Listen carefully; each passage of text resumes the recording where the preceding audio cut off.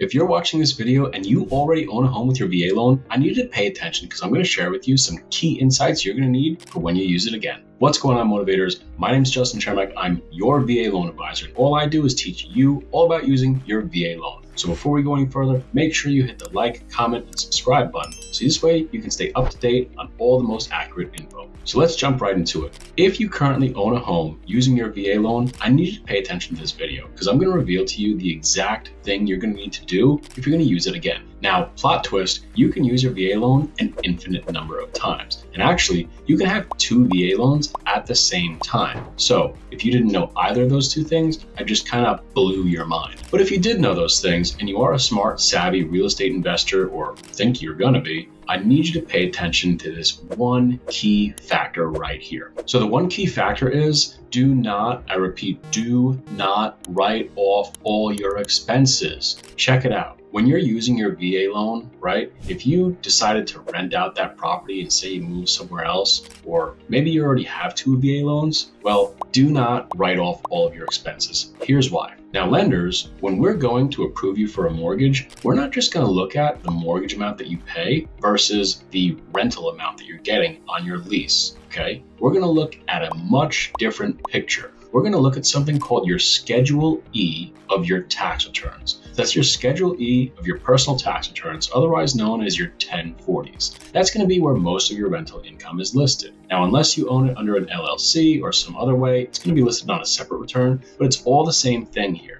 Now, if you have a good accountant, they're probably going to write off all of your expenses. So it's probably going to look something along the lines of showing that you made absolutely zero income and maybe even that you took a loss. It's probably going to show that if you had $30,000 in gross rents over the course of a year, well, maybe you took a loss of $35,000. Now, guess what? Because you took that loss of $35,000, even though you made 30 grand, well, we can use really simple math here. Guess what that means? $5,000 loss. And guess where that $5,000 loss is going to go towards when you're applying for a mortgage? Yup, you guessed it. It's going to go right against your income. So check it out. Now you have, let's just say you're making, you're getting $1,500 a month for your rent and you have a $1,000 mortgage. Now in your eyes, you're making $500 profit, right? But guess what? Not in our eyes. In the eyes of the lenders, we're looking at the fact that you wrote off all of those expenses and you're taking a $5,000 loss. So now, instead of actually making a $500 profit, now you're getting hit $1,415 against your income.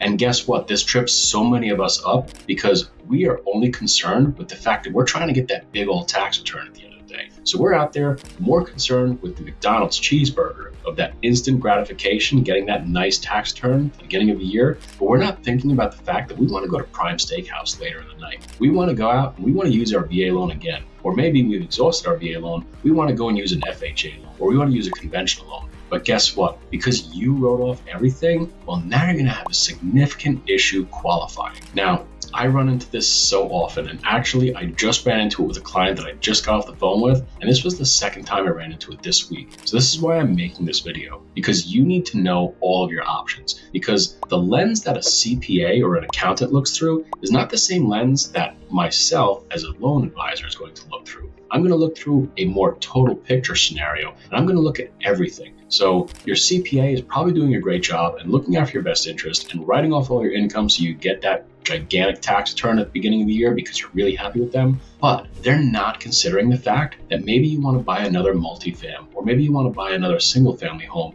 in another year or 6 months or 2 years. And this can tremendously affect your ability to do that. So unfortunately, I'm making this video after tax season. If you already did this and you already wrote off all of your income, maybe you can chat with your accountant about filing an amended return and seeing the feasibility of that. But now you know for next year that if you're thinking about buying a house, do me a favor, maybe even your CPA or your accountant, how exactly to make sure that your tax returns don't screw you over when you're going to use your VA loan. As always, thank you guys for watching. My name is Justin Chermak, your VA loan advisor, and I'm here for you to teach you all the things you didn't know about using your VA loan. Let's go. Motivator out.